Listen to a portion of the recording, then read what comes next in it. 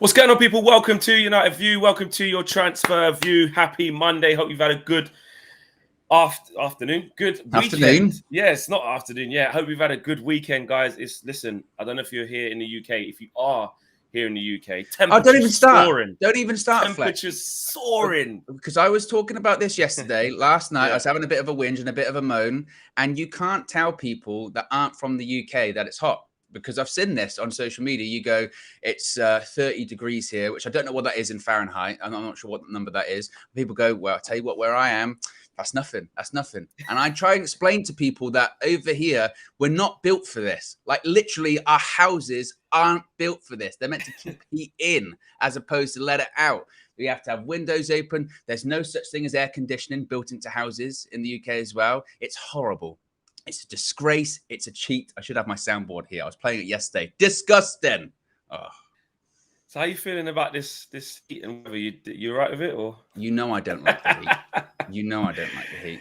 It is warm. It has been 30 plus, which actually to a lot of people, don't just listen to Owen, to a lot of people, it's been quite nice, actually. Being able to get out, go down to the beaches, be out, go to bars and restaurants and go by the water or whatever it is you want to do. Go in the garden, get barbecues on. But it has been hot in the nighttime. I ain't gonna lie about that. I need to go and get the fan out of the garage. It has been hot. But we do this a lot in England. We moan when it's too cold and and then as soon as there's a bit of heat, we're all like, oh, we can't do it. Let's just be happy. It is like right now, I've got my window open. If a tractor thing goes past or some workman or something, it gets loud, I apologize, but I can't shut the window because it's too bloody hot. But we have got a lot of stuff to talk about. We've got Sancho 60 million asking price topic to start off the show. Manchester United supposedly have put that price tag on Jadon Sancho as Spurs are looking at maybe making a 50 million bid. Sheikh Jassim wants Mbappe, his Mbappe wish. I know, on a roll. Are we going to see the likes of Mbappe come to Manchester United? Should Sheikh Jassim be successful with his takeover bid? United want Diogo Costa price to be reduced as well. Mason Mount, we're going to talk a little bit about him, and Chiesa as well. So quite a few options, quite a lot of transfers. And you know what? So much has been centered around the takeover recently. Big up to Owen, because he must be sick of the takeover to his blue in the face. It's ridiculous. But there's been so much on the takeover that it's actually quite refreshing to talk about some transfers. It actually is. So, yeah, big up to everyone in the chat. Big up to all the members. Remember, you can join the membership group if you would like to. And also, you can get your super chats in. You can get your regular chats in. And if you remember, you get your priority chat as well. So plenty of ways for you to engage in the show, and we'll get as many read out as we can. Owen, Jadon Sancho. Jadon. Don't know why. I just wanted to do it. Jadon. So reports coming out over the weekend from, again, not super high tier sources, the likes of the Daily Star, but it was picked up by other outlets as well, the likes of, the Daily Express. I saw Sky Sports News with the as per, in the paper talk section. Yep. They were saying that Spurs are considering a £50 million move for Manchester United winger Jadon Sancho. Now, according to this same report, though, they're suggesting that United could be open to actually selling the England international this summer, but would be looking for close to £60 million in order to consider selling Jadon Sancho in the transfer window, according to said reports. Now, I saw someone, I wish I could shout who it was, but the comments are flying in already, suggesting, Fleck, they were saying, hey, wait a minute, if Chelsea, with 1 year left on Mason Mount's contract, are saying we want 70 plus million, why are we looking at Jadon Sancho, who is one of our highest paid players at the club? Granted, you can debate whether it's worked out for him or it hasn't. I mean, so far it hasn't, certainly. But 60 million still feels rather low for a young player with time left on his contract and a big wage, does it not? It does. It does. And when you do market, this is where transfer markets get crazy, because usually you look at other players to set benchmarks, don't you? So, if West Ham are trying to sell Rice, if Jude Bellingham's gone for 100 million, Enzo Fernandez went for 100 million-ish, what's his face? Caicedo's trying to go for 80 plus now, let's argue, so if West Ham try and come through and say we want 150 million for Declan Rice, they can't do that. But at the same time, they're within their rights to be charging 100 because it's around that. So other fees do dictate the market, but sometimes, as we've seen, look what happened with Anthony. You know, we've had to pay £80 million because it's to do with the club, and the club says it. That's what it costs. The Mason Mount situation is mad because we all agree that if we are going to get Mason Mount, not everyone's in agreement that we should even get him, but everybody's in agreement that if we do, it cannot be anywhere near £70 million, which if we do get him, it probably is going to be near that in terms of add-ons. Like, you know, it might be like 55, 60 plus add-ons, which would take it into that region at some point. But hopefully by that some point arrives, we won't care because Mason Mount's balling out and then you don't think about it anymore. But right now we care. But it's weird with Jadon Sancho. And I'll tell you why it's weird with Jadon Sancho, because we bought him for 70 odd million. What did we buy him for? 76, 77, something like that? I forget. I mean, that number's gone. That number was so. Let's just say 75. Let's just say best part of 75. A lot. You bought him for a lot, yeah. And actually, they wanted 120 the season before, and we said no. And we came back and got him for just under half that, right? And then you go, well, he's going into his third year, and his stock has fallen massively. It comes into the thing that always happens at Man United, which whether it's Harry Maguire, whether it's Paul Pogba, whether it's now Jadon Sancho, Lukaku at the time, and we wanted to recoup the best part of what we paid for him. The stock always falls at Man United. It never goes up. If you would have said when you bought Jadon Sancho 2 years ago, what would his price be in a couple of years? We were so excited by him. You're going, listen, this is the hottest property in Europe. One of he's going to be £150 million player. He's going to at least double in the next couple of years. That was the trajectory we wanted to see. But when you go on a trajectory like what Jadon Sancho's had, his stock's fallen. Who on earth in world football, not even Real Madrid, no one's going to come in and pay more than 75 million than what we paid for Jadon Sancho. And with his stock having fallen in the last couple of years, English tax, Mason Mount's only got a year left, so how can Chelsea charge that? But the fact is that if you buy Jadon Sancho right now, you ain't sure what you're getting. You ain't sure. That's true. That's true. I think also as well, you have the difficulty, and this is textbook United here. You have the difficulty in other clubs saying this guy's on a lot of money, and if we're going to pick up that contract, not to say that we're going to pay Jadon Sancho, what is it, like 375? Is it less than that? 350? Something crazy like that. So it's crazy numbers. 300. It's in that ballpark. Spurs aren't going to pay him that. Of course they're not. So their point of view would be, if I'm to Flex has vanished. What happened to Fleck? Look at him. He disappeared. He's gone full Undertaker on me. What's he done? Wow. Flecknology strikes again. Flecknology has struck again. You're back. Mine just said network connection loss. I was more worried that the whole thing was off there. No, Flecknology. Flecknology strikes again. Hardwired, all in, all good. He's had a morning of Flecknology as well. Yeah. You see him. Listen, old man trying to connect his AirPods. How does this work again? Why do you always add the things in? What's going on? Does it go white when you press the button? Does it? I don't know. Reading glasses. Let me see the instructions. Hold them out here. You are actually the most shameless of people. You add in all the effects that didn't happen, but there's some truth in it, like simply for gold, like you said. There's truth in that. At no point did I go, Owen, these AirPod thingies. What button is it? I didn't do that. Do you have to open them? Do you have to open them to press the button? Why did these not work? Listen, man, I paired the thing once. I don't want to have to keep pairing it again. Anyway, I'm back. You're back. I'm glad it was just me and not the whole strings. I was thinking, bloody hell, please don't be that. No. But yes. But my point was that when you've got a contract as big as Jadon Sancho's, Spurs will always be reluctant to pay that. And when you're paying a transfer fee, you're buying them out their contract, essentially, is what you're doing. So, and we had this problem for years, didn't we, with multiple players we wanted to move on, whether it's people like Lingard or even like Phil Jones or whoever. And clubs go, well, I'm only going to pay you a really short amount or a small amount because a lot of the money we have to put in is to try and accommodate this person's wages because you've inflated them. And they've got overly high expectations of what a normal football contract is like. So that's part of the issue too. So, I mean, honestly, if you're going to be really cynical, any kind of Spurs negotiation, I say, right, Let's talk to Harry. Let's Yeah. talk to Harry. Get Harry on the Yeah. table, okay? How badly Yeah. do you want Jadon Sancho? Do you? Wow. I'm not saying swap. All I'm saying is, well, actually, maybe I am saying a bit of swapping, and we'll give you a bit of money. But let's talk. Let's talk. Unless you're saying, oh yeah, we want to get Sancho. Apart from we're not talking about Harry. I'd be like, well, I don't want to talk. Well, basically, upon that evaluation, if we're saying Harry Kane's the best part of 100 million, some people say he should be 80, 90, but it's Daniel Levy. He's going to be 100 at minimum. Yeah, you'd say Jadon Sancho plus 40 million, wouldn't you? We'll give you Jadon Sancho, and we'll give you 40 million for Harry Kane.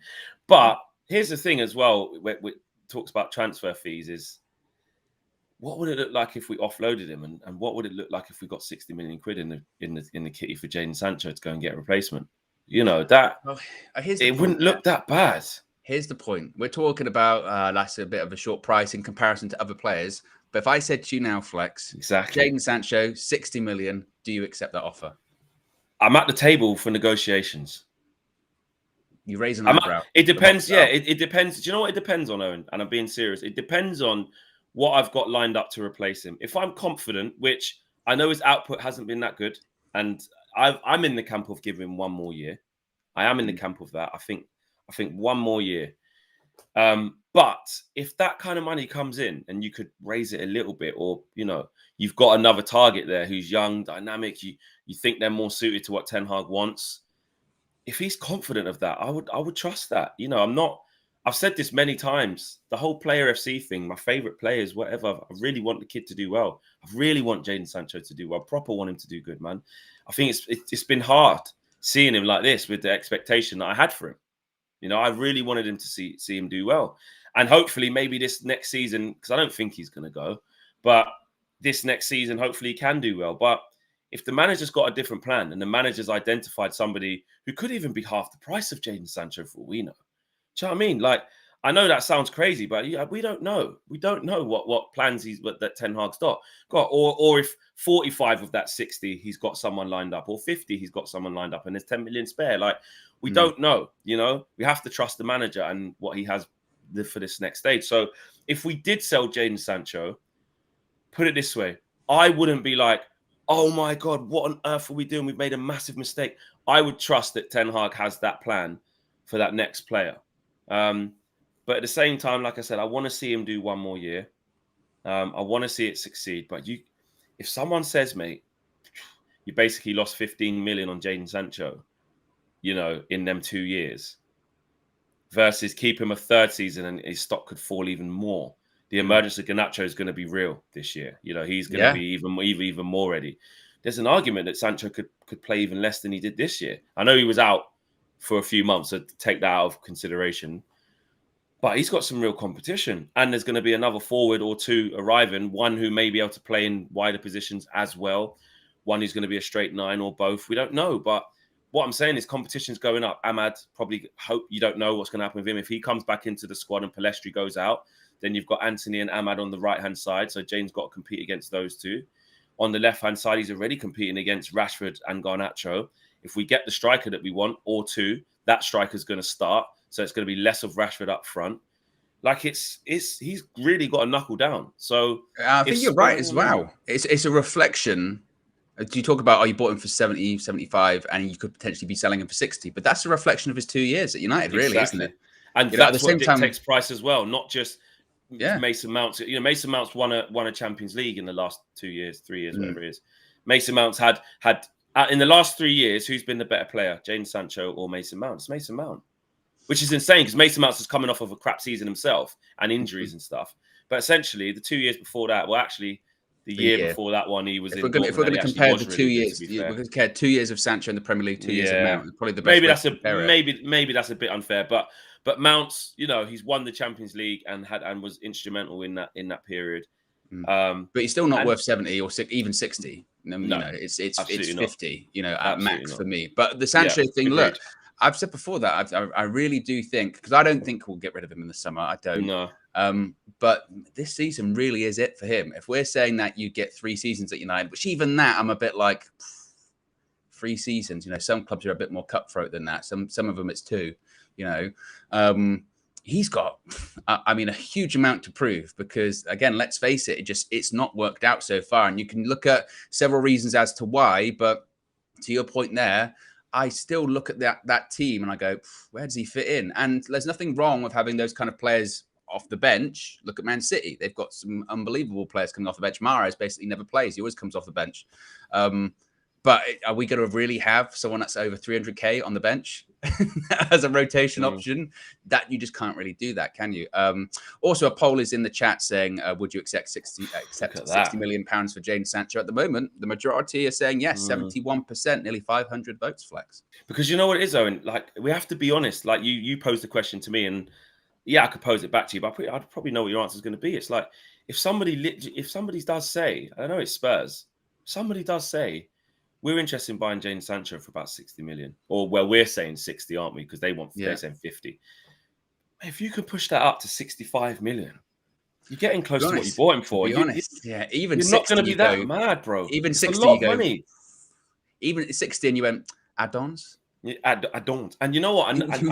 You would. I mean this 100%. And I mean this in the most respectful way. Because you can never write off a player. I don't like doing that. And that's why, because actually I want Jadon Sancho to stay for another year and prove everybody wrong.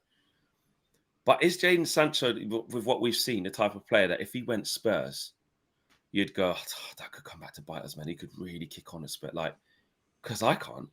My gut feeling isn't he goes to Spurs and like looks like dynamite. And like, me personally, it looks like he would need to go to go Juve or go Bayern or go back to the continent. Like, do you think if he stayed in the Prem, I don't see much more output personally. The only thing I would say is if he did go to Spurs and Harry Kane stayed, he'd probably get assists because he's playing with Harry Kane. He would get assists, but if you think he got assists playing with Haaland, so exactly. it balances out your number. But also, it depends on a lot of factors. It depends how Postecoglou wants to play. Because if you look at Spurs in their best form, which might not look like how it's going to look now with the new manager, but Spurs in their best form is counter-attack, real good pace up front, Son running through, line-breaking runs, Kane finding him. It isn't balls to feet, and it isn't the style of Jadon Sancho, is it? But that depends on Ange Postecoglou, hypothetically speaking. Yeah, and he does play sort of more possession-based. I mean, when he's playing with Celtic, they were having 70%. Possession. But Spurs ain't going to have no 70%. No. Spurs ain't got the players for that. No chance of Spurs going to turn into a 70% possession team. No chance. Yeah, I agree. So to round off on the Jadon Sancho thing, it does make you raise an eyebrow. It does make a people's eyebrow curl because, you're like, hang on a minute. What would that look like if someone knocked my door and said, I'll tell you what, I want to give you 60 million right now for Jadon Sancho. The feeling isn't, we can't afford to lose him. That's not the first thing that comes to any Man United fan's head. I would actually speak for all Man United fans there. Well, actually, that's a bit unfair. Maybe you should never speak for all. But, we can see in our poll, let's speak for the community, for 75% basically of the chat, that the first thought that comes to your head is, that would be a massive mistake. Don't do that. You don't get that feeling straight away. Nice. The second feeling you don't get is, if he goes to Spurs, man, he could, I'll tell you what, man, he could do bits there, man. You don't get that. And the third thing, which probably is the first thing, is that's good money for someone who hasn't done well. And actually, the type of player we could get for 60 odd million, that Ten Hag, the profile he's going to go and get for that, could be amazing.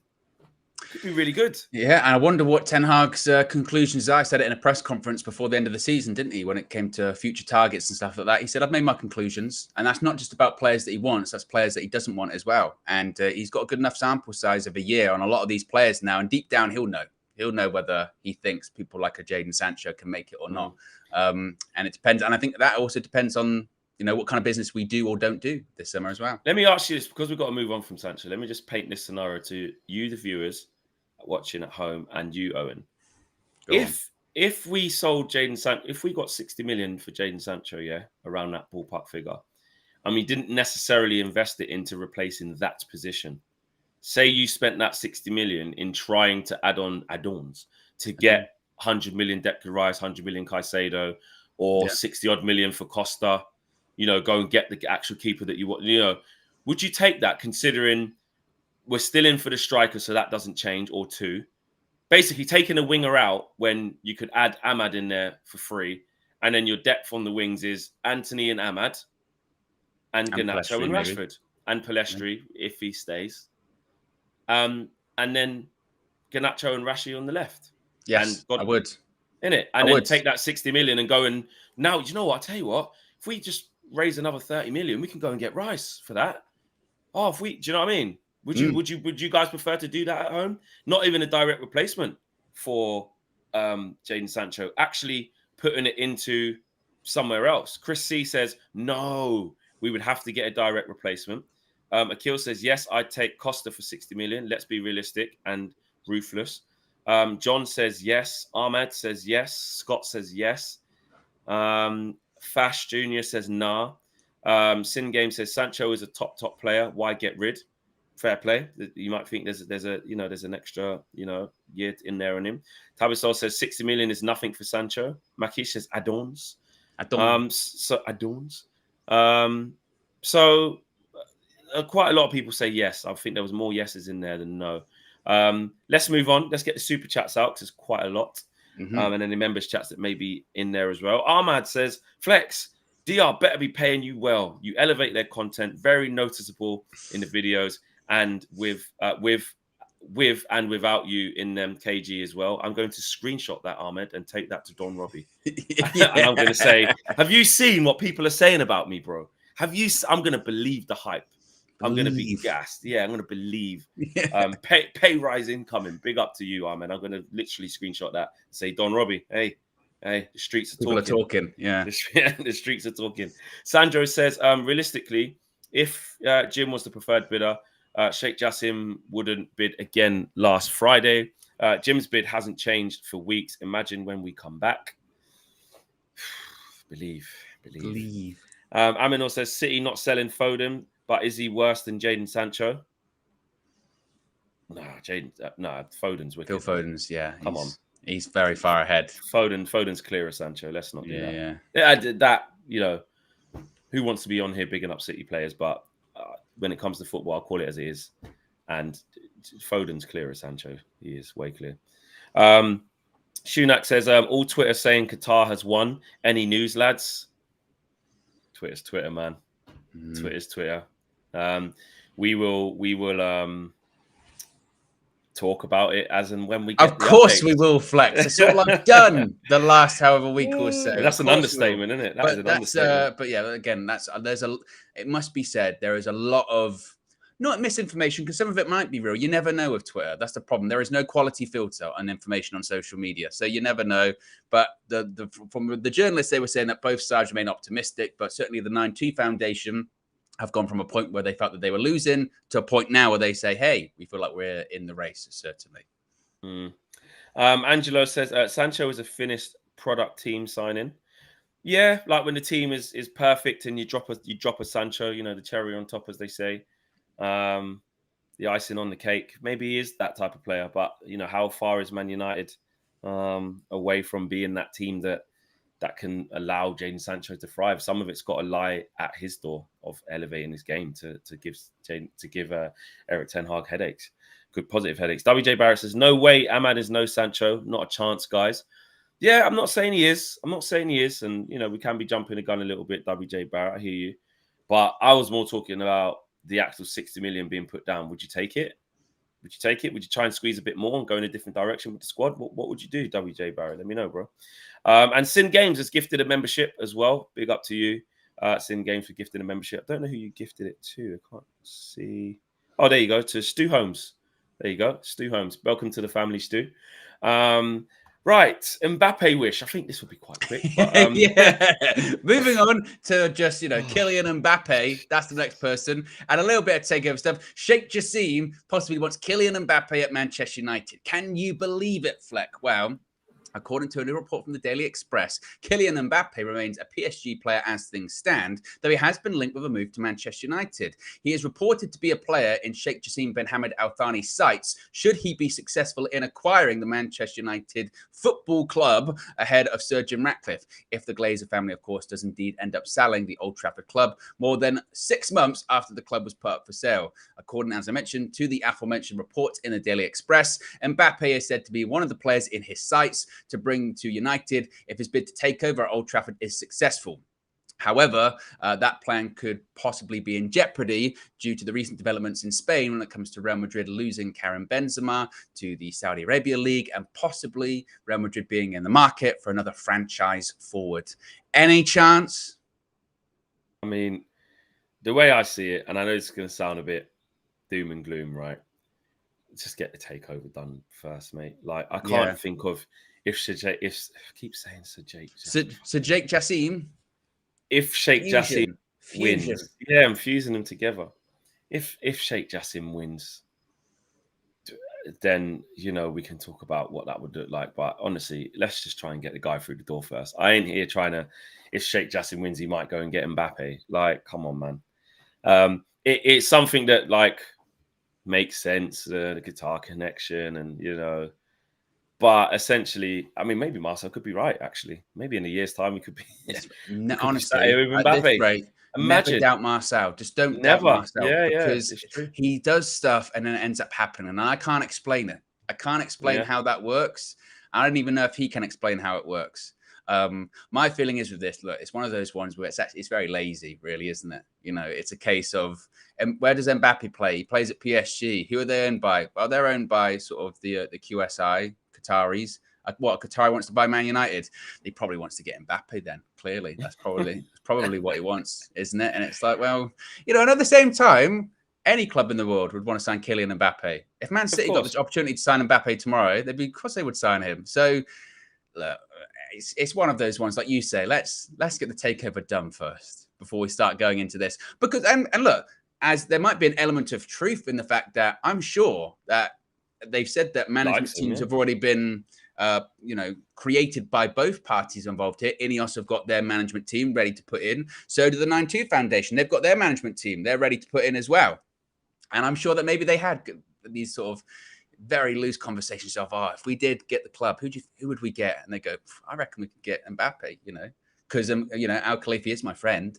And if he wanted to leave PSG, maybe I could pick up the phone and maybe we would be in pole position to land him. I think there are other aspects of it, apart from the fact that we'd have a Qatari owner. It'd be more like, can we win things? Are we going to win the Champions League? Are we going to win the Premier League? That kind of stuff. But you never know. But as of right now, it even feels ridiculous to be talking about a little bit, doesn't it? We don't even know if we can get Sheikh Jassim, let alone bloody Mbappe. What? Like stories like that in the media, they're just crazy, innit? Like, I just don't understand. Like, why? Come on, guys. Yeah. Instead of thinking about who Sheikh Jassim might buy if he gets the club, let's just focus on getting him to own the club first. Because right now, dealing with these Glazers ain't easy, And this is on a knife edge, this takeover situation. You can't call it.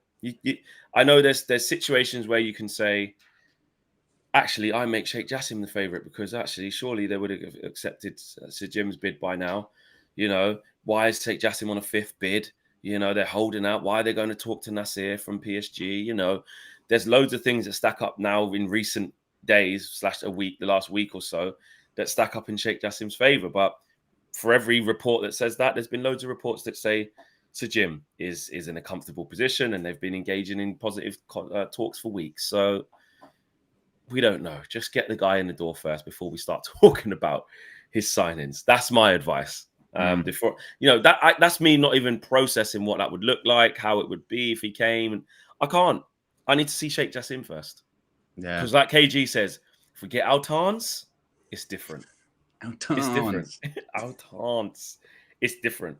Like things that I would have said would be impossible before, I wouldn't say are impossible if we got them. But at the same time, the way again, I know it's a bit of a spoiler because the video's coming out. KG asked me what it would be like if we had Altani. And like we were just being silly. I was like, I'll just buy any player for any type of money, don't care how much it is. And then I got out of the joke and I was like, but in all seriousness, PSG have done that type of, they've got the strategy. You need strategy. You literally have to do what Man City have done. Yeah, you have to. They've got all the money. Newcastle are slowly doing it. You literally have to do what Man City have done because the way that they've bought players, they've bought a lot of players that don't break the £100 million mark. Even Haaland didn't break that. That was a release clause, which is insane. People like Rodri didn't cost 100 million. Now, if you sold them, it'd probably be 200 million, Rodri. You know, do you know what I mean? Like people like, okay, Jack Grealish did cost 100 million, to be fair. But that was a release clause. That's what they had to pay to get him. That was a release clause. You know, they already had Aguero. What else? Kevin De Bruyne. They didn't buy him under Pep, but he wasn't 100 million, nowhere near. You know, Mahrez, nowhere near. You know, players that, you know, Foden's come up through the youth. Gundogan, nowhere near from Dortmund. They've bought player Kanji, nowhere near. Look, he come from Dortmund as well. What was it, about 17 million, 16 million, something like that? Forget something like that. What was Edison? Edison was like 60, 50, 60. 50. Yeah. I mean, John Stones, 50 million from Everton. You know what I mean? Before that, it was at Barnsley coming through. Like, that's the strategy. And then you got to get the right manager, which I think we do have the right manager if we back him. So not every player has to be 100 million because you've got big P's, you know, going after Mbappe's and going after Neymar's and stuff like that. PSG are literally just proof of that. So actually, if we do get Sheikh Jassim, we do need to we still need a clear strategy, because money, I do agree with some people say money isn't Man United's problem. It is in terms of needing to fix the stadium now and needing to build a new stadium and infrastructure. It is, because there's no money to do that. But in terms of transfers, people, you know, rivals, we did spend 250 odd million last summer. We did. Well, and again, that's why Laurie Whitwell said it in his article that he did on Friday. The Premier League club can dress up their reservations however they want to. But the ultimate key point was when he said that the Premier League are worried about one of the richest clubs getting richer. Because like you say, they do see a Manchester United that has owners where they don't put money in to the club. They don't put their own money in. They take it out. And they still have the capability from an FFP point of view to spend 250 million pounds a summer. Because we're such a juggernaut in terms of our revenue streams. And we can run ourselves, essentially. You know, like how Mike Ashley, when he ran Newcastle, where he went, I don't put any money in, but any money the club spends, it's what they generate themselves. That's basically what United have done for however many years. Exactly. But their concern is they go, what happens if someone actually comes in and puts money into the club? Like, no one will be able to compete with that. No one will be able to compete. Yeah, that's exactly that. And we did overpay last year. We overpaid to the point where we had no money in January. So you could argue that 250 million spent in the summer actually was a combination of January and summer in one, really. Because when we got to January, we couldn't afford anything. We had to go and get 2 emergency loans, one for 4 million quid and however much bloody Sabitzer was. But I just think you can't lose fact that actually when that stat of Man United have spent, is it more just about more than City in that 10-year period? It's close. Or about $1 billion. It's not basically, it isn't City got the oil money, so they've been able to spend way more than us. Obviously, the cheating thing, the charges, 100%. Get that. 100%. Get that. But in terms of money put down, we've near enough matched them. So where's our £1 billion? Where is it? Look at the squad. Where is it? During that time, also, they spent that same amount on players. They've also expanded their stadium. They've also enhanced their training ground. They've also bought like one of the best academy stadiums in the world right behind the stadium. They've also got an indoor arena. They've also got, you know, everything else that comes with it. We've just got players. As Richard Arnold said last summer, I look around Carrington and I see I hear that £1 billion has been spent. I look around and I go, where is it? Because it's not here. Exactly. It's half of it's gone from the club because half of those players or 3/4 of them are left at this point. And you know what? Actually, to be fair, I haven't been live actually since, you know, City won the treble. I saw a bit of your streamer and I saw most of it actually.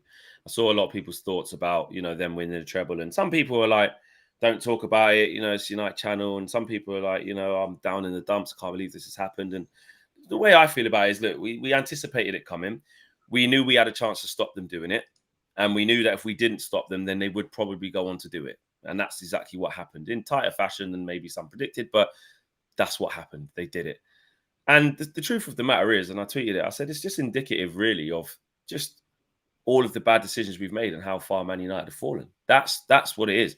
This is the potentially and probably the last thing to happen on the Glazers' watch that, you know, the club across the road have equaled our greatest ever achievement.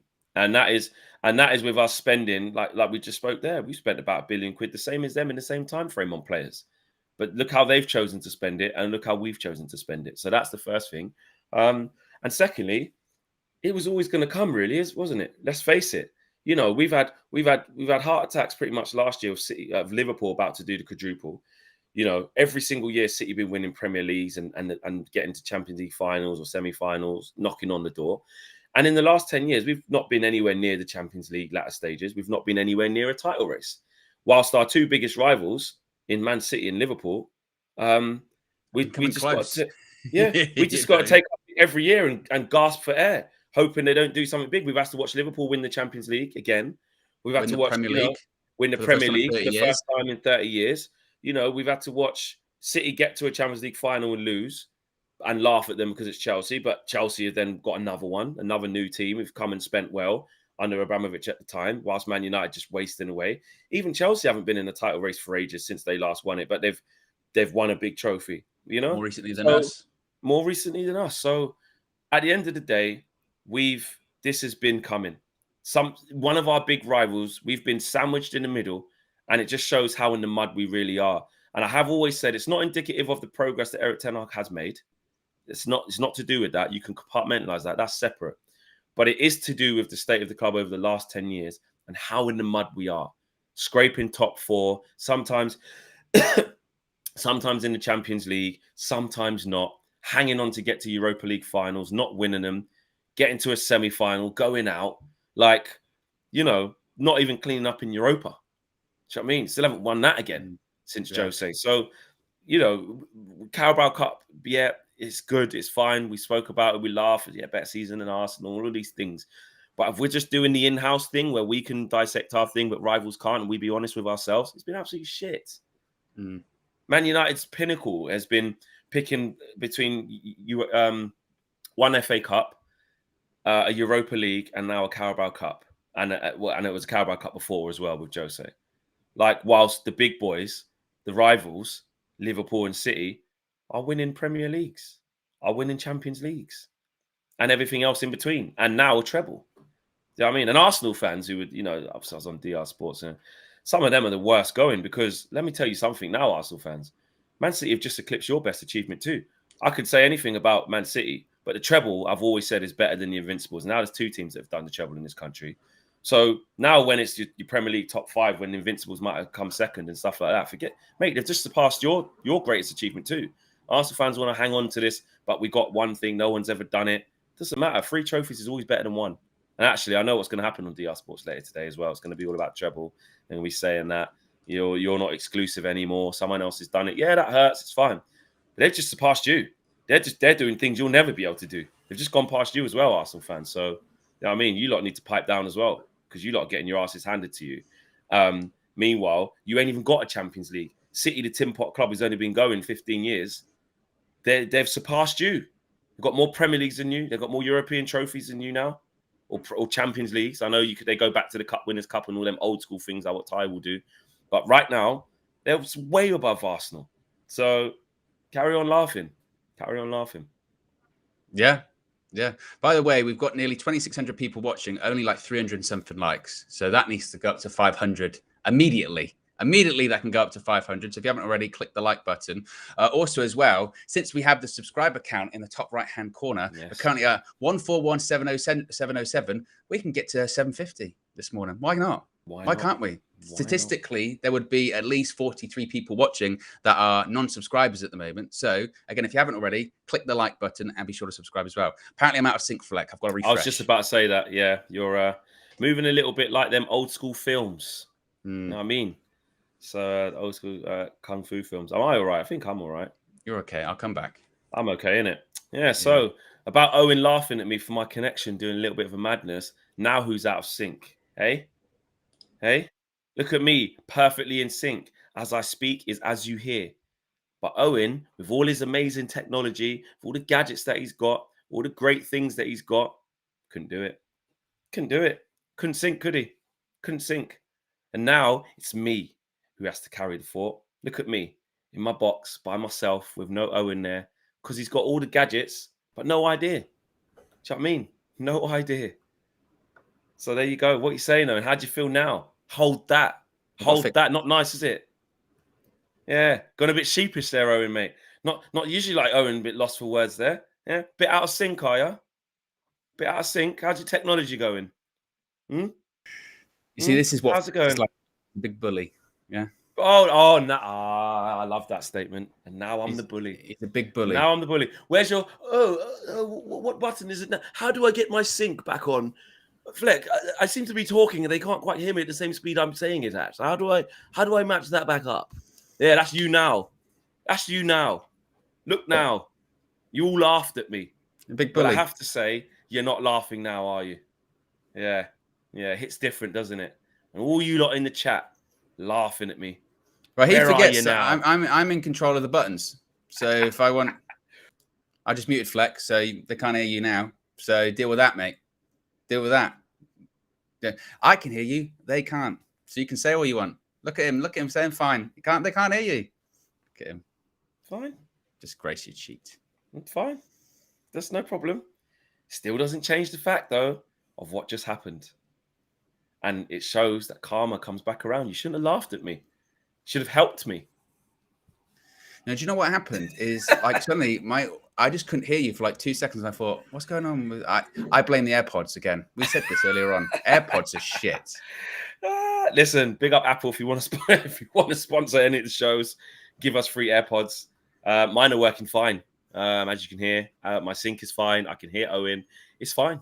You know, I had a little bit of a issue at the beginning, and then it was fine. I don't know what Owen means. He's just throwing his toys out the pram. You know. Let's move through these last ones quite quickly. Actually, let's go to the chats. Michael Ramsey says you need Howard Webb to replace Flopcho. You what? We need Howard Webb to replace Sancho. What does that mean? Sin Game says Flex. Owen, I would like to thank you for giving us this morning show. I look forward to this every day. Great show. Always smash up the like button. Thank you, Sin Games. Appreciate that. Ahmad says the only way I see Mbappe coming to United is if we offer them Rashford in a swap plus money. Also, Mbappe wants Real Madrid anyway. And there you go. J Money says Mbappe/Rashford, Osman striker, Greenwood /Anthony, Napoli reduced Osman price. Interesting. And V33 says Jassim is Mbappe. This is probably, I think, this is what it would be. The transfer window should say Jassim. The shortlist. Mbappe, Kim and Jae, De Jong. Can't say that word again. 2 words, whatever you can call it. Caicedo, Højlund, and Costa. The Rat. Jesus. Jim Ratcliffe, Kim and Jae, Mount, Højlund, and a free Rabiot and Thuram. The difference in potential that owners bring. And Thornton says 2.5k watching. Yeah, and we've got just over 500k likes as well. It'd be good to get more than that. You guys know what to do. Owen, Diogo Costa, we want to get the price down. Yes, according to a report from a Portuguese publication called A Bola, United have, quote, no intentions of matching the reported 70 million euros release clause in the FC Porto goalkeeper Diogo Costa's contract. United have been heavily linked with the Portuguese shot stopper in recent weeks amid the prospect of them strengthening their goalkeeper department. However, it is suggested that United are looking to lower Porto's asking price for the 23-year-old. So certainly is a player that's available. And there have been those reports that he's played his last game for Porto. But 75 million euros seems quite a lot, particularly, though, I don't know if you saw the news when it comes to David Raya yesterday, saying that he's pretty much agreed personal terms with Spurs. So David Raya might not be the one that United can get. But what are your thoughts on us actually getting Costa? Realistic?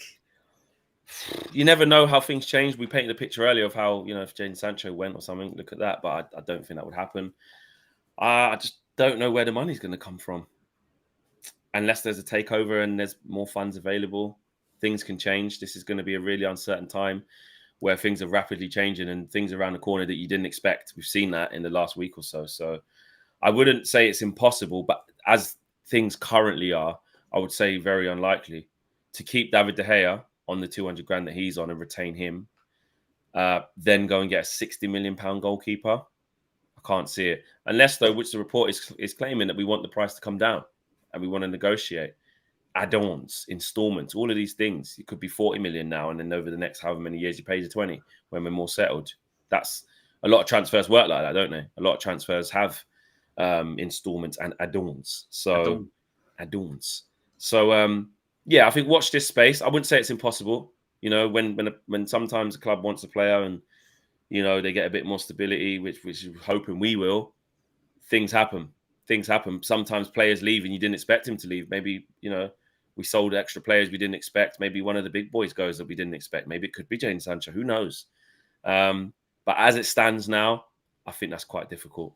to do. I tell you who was good, by the way. Onana. Yeah, he was very good. Very, very good. See the Just way he's passing really the ball? calm. Yeah, really calm.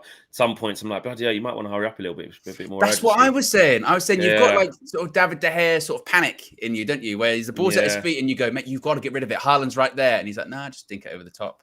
And you yeah. can It's see, brilliant. I mean, I know it didn't end well for him at Ajax, the suspension, and Yeah, possibly falling out with the club. Maybe not so much Ten Hag, but whatever. Like you do see the difference, don't you? You massive really difference. do. And Against a actually, club as like the City game as wore well, on, yeah, and like that's Inter Milan. being able to beat. That's how important it is against a Beat the club like press to City. get out. Yeah. Yeah, exactly. Having Which that that keeper that can period do that. we conceded after 13 seconds, the FA Cup final last week. That was the period. That was the period where we needed to calm down, try and play out, and we couldn't. David Gea, rightly so, because he can't do it, but had to go long because of his limitations. He couldn't just dink that pass over the first line of press into Wan-Bissaka's chest so he could chest it down and go and play, or control it and go and play. He couldn't dink it out to Luke Shaw or pop it into midfield because he just didn't have it in him. So yeah, it makes a huge difference. And Onana, actually, as that game wore on, I got more comfortable with understanding how he plays. So I was like, they ain't going to give it away. They're literally, No. Inter were quite defensive, didn't have much at the top end of the pitch, but their build-up play from the back was really good. Really, really, really good. And like I said, it's just you see in a game like that how important that is in those pressure games. And he couldn't done anything about the goal either. I thought he was excellent. Really, really good. Yeah, and the passes that he was sweeping out to either Darmian or I can't remember who else was the right wing back. Can't remember. But just that, that casual floater. Yeah. It's not too high where it's coming down with snow on it, so that the attackers can get back. And as soon as the player controls it, you've stitched him up because it's not getting there quick enough. And he's not fizzing it in where you're killing me here. I can't control that. Do you know what I mean? It's just that perfect weight, that perfect trajectory to get out. That they look easy, but you have to have the ability to play them. And actually, yeah, Dumfries, that's it. Players don't always, get looked after by the pass. Yeah. So yeah, we'll see. But Onana, yes, definitely very good. I Run the Street says, "Big up, guys. I'm taking Onana over Costa any day." So he's made his mind up, or she's made her mind up. And Bruno Rodriguez is just joined the membership members club. So big up to you joining the UV members club, Bruno Rodriguez. Mason Mount. Yes, this was something that we certainly I covered a little bit last night, but I wanted to get your opinion on it this morning. Essentially saying that United have nearly everything agreed with Mount, but they've told him, you've got to wait. Fabrizio Romano has said Manchester United have sent messages to Mason Mount confirming the intention to insist in the next days. Personal terms are not an issue as the player is keen on a move. Chelsea keep asking for an 80 million euro fee. This is why our deal is not progressing this week, but it's not over. And they've told Mount, wait, we've got to negotiate with the club. So my worry about this, and this was my worry from the beginning, Flex, was there's a big difference in terms of valuations. And whenever there's a big difference, what does that mean? Negotiation. And historically, United, they take a long time to negotiate. And do you have any faith in United that they can whittle Chelsea down to like 55, 60 million quid? Well, just before I answer that, I did see a Romano tweet or information that he said Chelsea keep asking for 80 million euros for Mount, which is why nothing has progressed, but it's not over. United have no intention to pay that for a player who can leave for free next year. Mason is keen on the move. The fact that he's saying the noises from Man United are they have no intention of paying that. It's good that they have no intention of paying that. It's good that they're saying, you're taking a piss. No. Yes, let's talk about this. So that's good. At least they haven't, because again, there's a time to strike and a time to negotiate.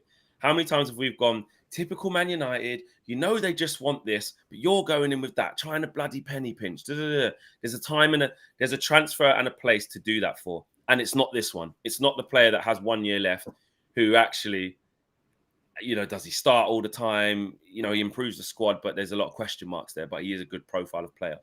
If it's like Caicedo or Rice, where what the price is, like if it's Kane, don't try and offer 70 and then go up from there.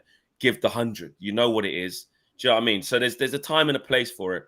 But I like that they're saying not a chance. Let's sit and talk. What does worry me though is that, like you said, there has to be a cutoff point. It depends when that cutoff point is. And it's hard to get to what is your cutoff point, this date, this, that, and the other. But sometimes it goes on the manager, because like we saw with Frankie de Jong, and even though it didn't work, if the manager has his heart set on that player, I don't want to just go for someone else because we didn't wait long enough, or that's the player I want because I know he's going to do what I want him to do. Sometimes managers do that. We saw it with Frankie de Jong. That shows us that Erik ten Hag's not afraid to wait for his number one target. He's not afraid to wait. But I don't think Mount is that. That's the question, isn't it? Mount's not Frankie de Jong in terms of Ten Hag's vision of this guy. No. There's no one like him in the world that can do what he can do. Nah, he's not. And that's why it's going to be interesting to see what happens with Harry Kane, because Harry Kane is that. And there is no other options. There are always other options, but not as good as Harry Kane or Osimhen. So how long do we wait with that is a whole different stream. But yeah, to answer your question, am I confident that they can? It's early days, isn't it? So I don't know, man. I would say historically, no. But essentially, Chelsea do have a player who, I know they got money and they don't care about stuff, but they need to trim that squad, man. They've got an unhappy player there who has rejected a couple of contracts, I believe I read, at least. He doesn't want to be there. So they do need to find a solution. So I do think it's posturing. I do think that price will come down. I don't think Man United sign him for 70 million. I don't. Yeah, I mean, we're just seeing on the screen right now, the reported fee initially that United wanted to go to was 55, but to your point, 70, it's just, that's crazy, isn't it? That's crazy money. It's ridiculous. Yeah, it's stupid. Crazy money. Yeah, that's it's stupid. Mental. Yeah. He should never cost anywhere near that. And I agree with the club for holding out and saying, look, that's ridiculous. We ain't paying that. We ain't paying that. And United want Chiesa. Yeah, this is a weird one because it's not even the first time we've been linked to him, actually. We've been linked to him a couple of times historically, in a couple of windows. But according to Tutto Sport, of course, based in Italy, United are keen on signing Juventus winger Federico Chiesa ahead of the transfer window officially opening later this week. The Italian is being strongly linked with an exit from the Italian giants this summer, and it is reported that United, Liverpool and Newcastle are interested in his signature. The 25-year-old scored 4 goals and grabbed 6 assists in all competitions this season. Of course, we do know Juventus are struggling financially, and in addition to, they've got obviously all of their other sort of legal issues that they're dealing with as well. So there could be somewhat of a fire sale this summer, depending on certain outcomes. What do you think about this one? This one just feels to me like one of those random, we've been linked to another European player sort of thing. Not to say that he's not good, because he is. No, he is very good. He's had his injury problems. That big injury. He did his knee. But we, like I said, we get linked to him a lot. So I don't know if it's just one of those ones of he's just linked to Man United because he's linked to United. The question is, do we need him in terms of sort of positions at the moment as well? Yeah, he can play. Plays majority on the left, doesn't he? And he can play in the 10. He can play anywhere across the front, really, can't he? He can play anywhere across the front. Less so as a striker, but left or right wing, or the 10. I think it's a stocking filler from the media. When the transfer window, well, it has not even opened yet, actually, but we knew that in this period, people were tweeting it. You get the funny memes. Oh, it's the end of the season and the transfer window is going to be upon us. Man United going to be linked to 500 players. I think someone put a list out of all the players we were linked to last year. And it was insane, wasn't it? Absolutely insane. It was ridiculous. And you get agents who put things out there that are fake news to drive up prices, and you get media outlets who put things out there to get engagement. So I think this saying he plays on the right, by the way, as well, not the left, the right. Does that make any difference to your thinking?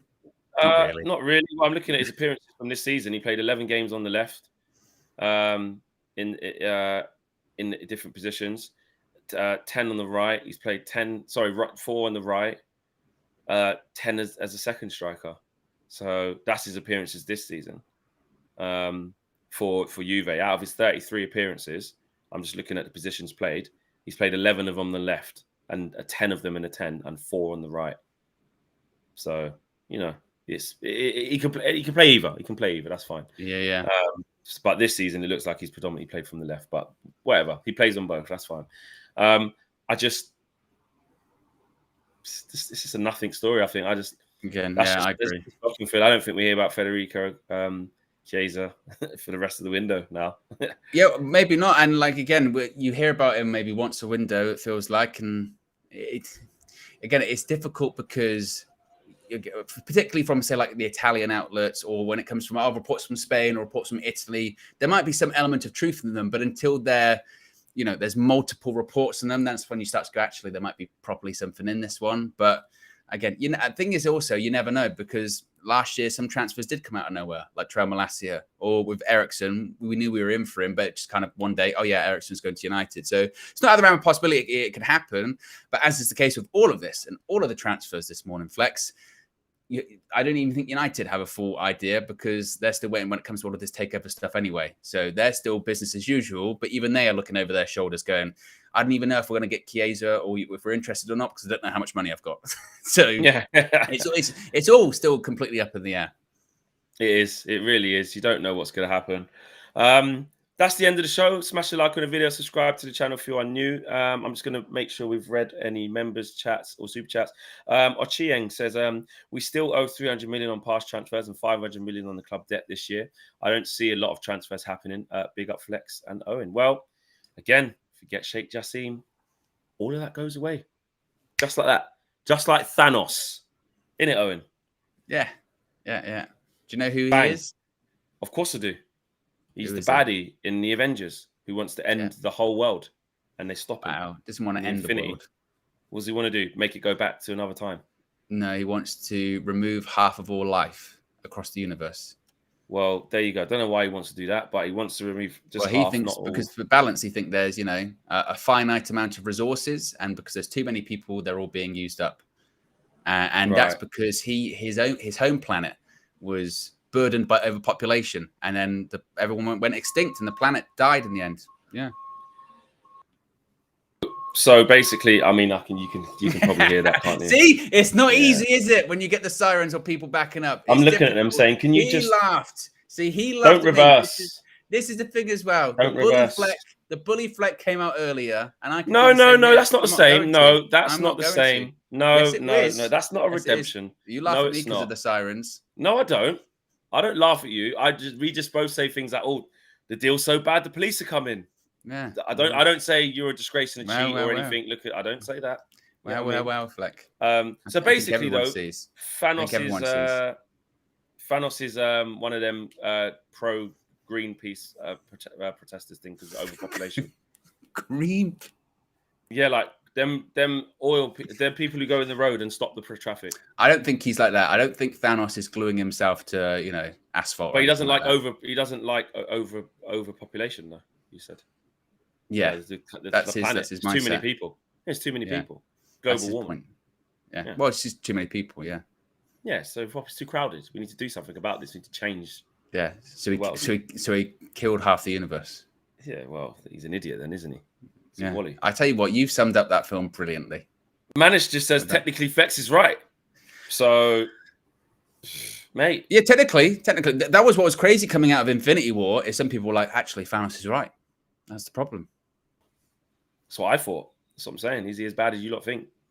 I ain't seen it, but I just reckon that. Yeah. We'll see you again very, very soon across all of the takeover stuff, across all of the transfers, across everything. And before we do that, I've read everything. On the way out, see if we get to 700 likes. Another 50 would do. That would be amazing. And we'll see you all again soon. Take care, guys. Peace.